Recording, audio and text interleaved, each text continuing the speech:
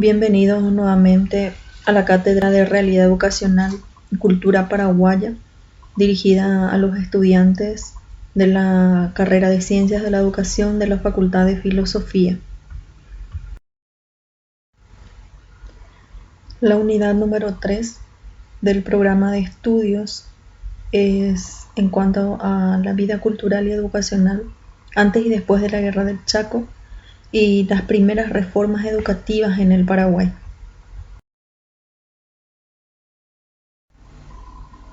Dentro de la unidad número 3 corresponde desarrollar la reforma de 1904 denominada el Plan Franco, sus aspectos relevantes, la situación sociocultural y política.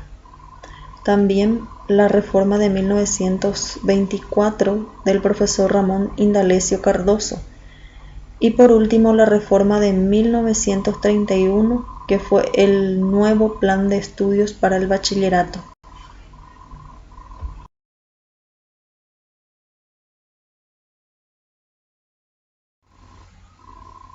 Reforma de 1904 denominada el Plan Franco.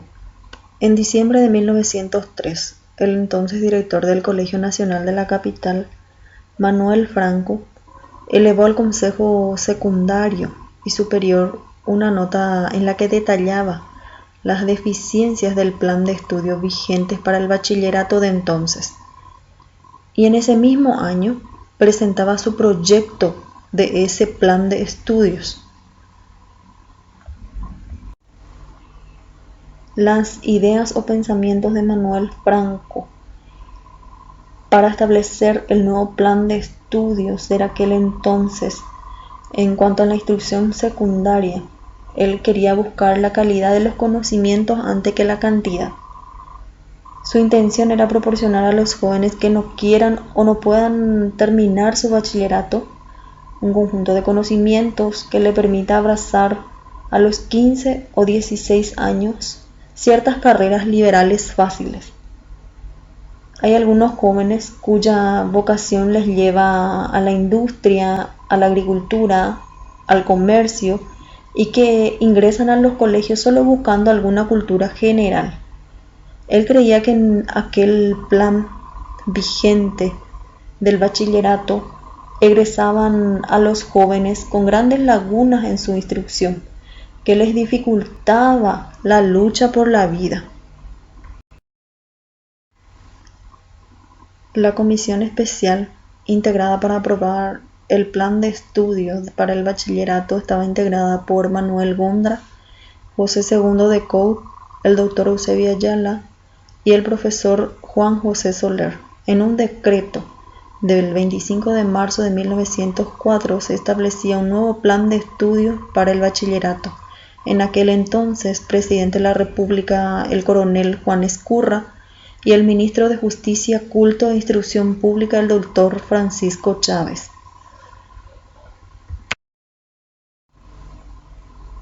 La segunda reforma de la unidad número 3, la reforma de 1924 de Ramón Indalecio Cardoso.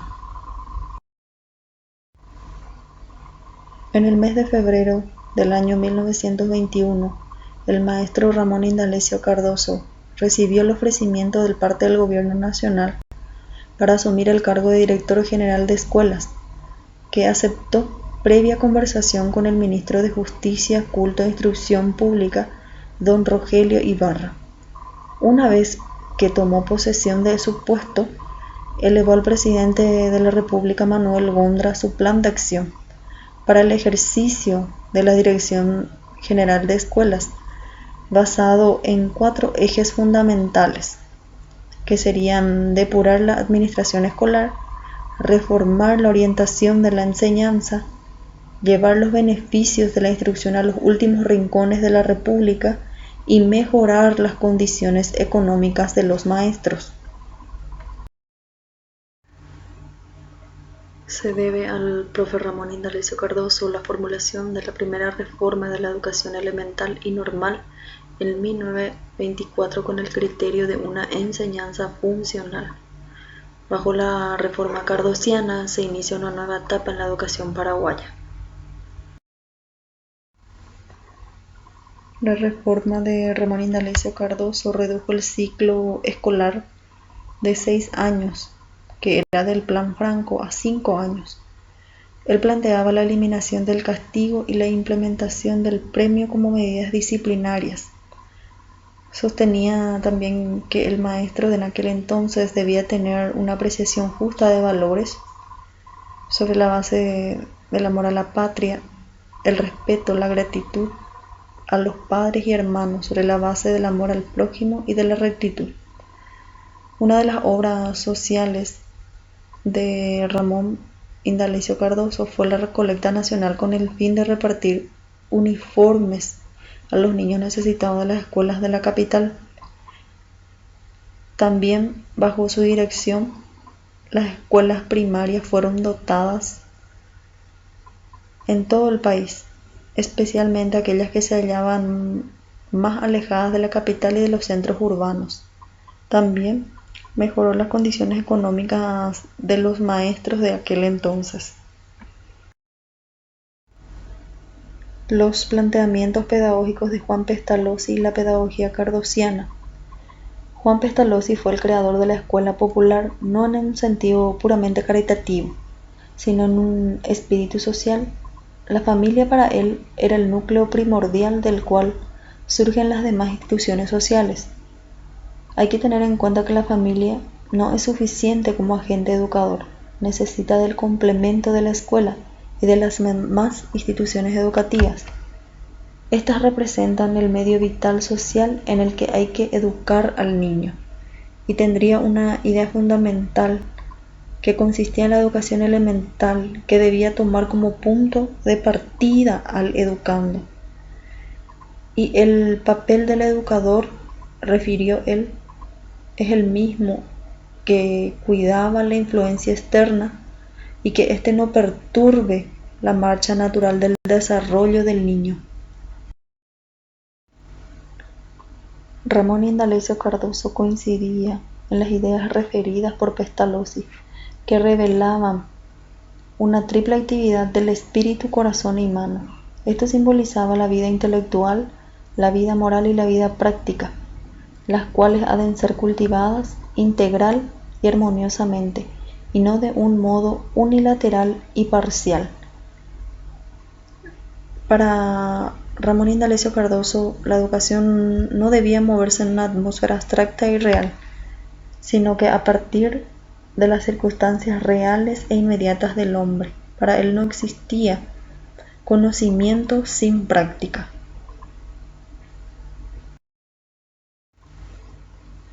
La escuela nueva y la enseñanza activa. Ramón Indalecio Cardoso, en su fiel convicción de renovar la educación paraguaya, procuró eliminar todo tipo de enseñanza enciclopédica que mata la iniciativa de los niños, en vez de buscar la promoción y el desarrollo de su creatividad.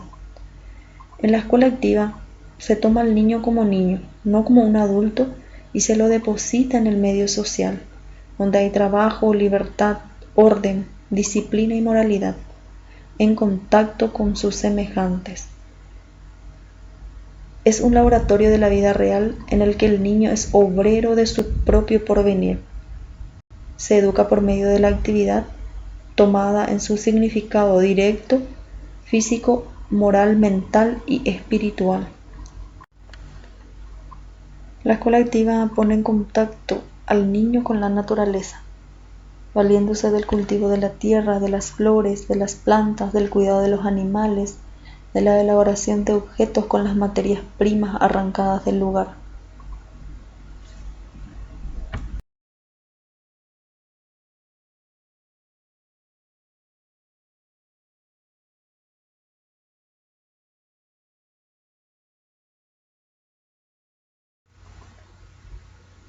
El maestro Ramón Indalecio Cardoso fue un verdadero revolucionario de la educación paraguaya, que propuso cambios a la aletargada educación paraguaya de principios del siglo XX, aunque sus innovaciones colisionó con referentes de la escuela tradicional paraguaya.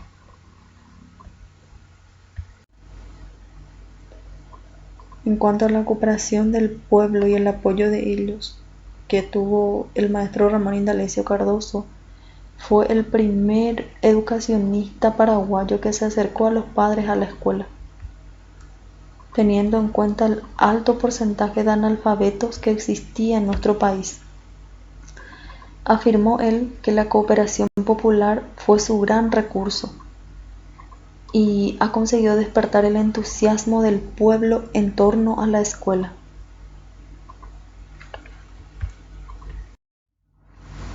Para fomentar la fraternidad escolar y para educar al niño en el amor mutuo, en el cuidado recíproco, en la ayuda común y estimular el amor, el aseo y la limpieza que eran tan descuidados entre los niños.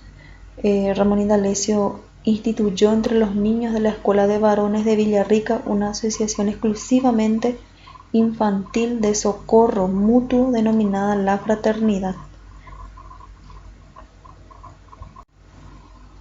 La argumentación pedagógica del uso del uniforme o guardapolvo blanco por el maestro Cardoso fue en cuanto a que sostenía él que se ensucia con más facilidad que el azul. Pero allí precisamente está uno de los valores educativos. El azul se ensucia tanto como el blanco, pero no se nota la suciedad. Entonces el niño no cuida su aseo y lleva puesto su uniforme sucio y antihigiénico. En cambio, el blanco, por la facilidad de ensuciarse y notarse la mancha, le obliga a cuidarse, a ser aseado. Por otra parte, también menciona que el blanco establece una igualdad entre ambos sexos y se armoniza con la edad de los niños. El maestro Ramón Indalecio Cardoso fue uno de los pioneros de la enseñanza infantil en nuestro país y uno de sus grandes aportes a la educación paraguaya fue la creación de clases infantiles anexadas a las escuelas normales y en algunas escuelas superiores. En el primer año de su gestión como director general de escuelas, inició la fiesta del árbol en la capital. La fiesta se inició con el cultivo de plantas de eucaliptos para oficializar e imponer la práctica de la plantación de árboles por los niños de las escuelas. La Dirección General de Escuelas dispuso la obligatoriedad de la fiesta del árbol cada año en todas las escuelas de la patria. De todo lo que se ha expuesto, se deduce que en el lapso de 1870 a 1900 se asentaron las bases institucionales fundamentales, se formaron los valores humanos, se asentó una firme convicción y una altísima valoración del quehacer educacional como instrumento necesario de una formación cultural que abarcó todos los planos jurídico, historiográfico, científico, artístico y literario. El periodo de 1870 a 1900 podemos decir que se asentaron las bases, porque aquellas instituciones, su labor formacional y las diversas manifestaciones culturales directamente estuvieron vinculadas a ese periodo, pero no se cerraron en el 1900, sino que se proyectaron con más fuerza al presente siglo, para producir una excepcional promoción de valores. En el lapso de 1900 a la Guerra del Chaco, fue sin duda un periodo brillante. En él adquirió plena madurez aquella juventud que supo recoger la siembra vertida del Colegio Nacional, la Escuela Normal y la Universidad Nacional,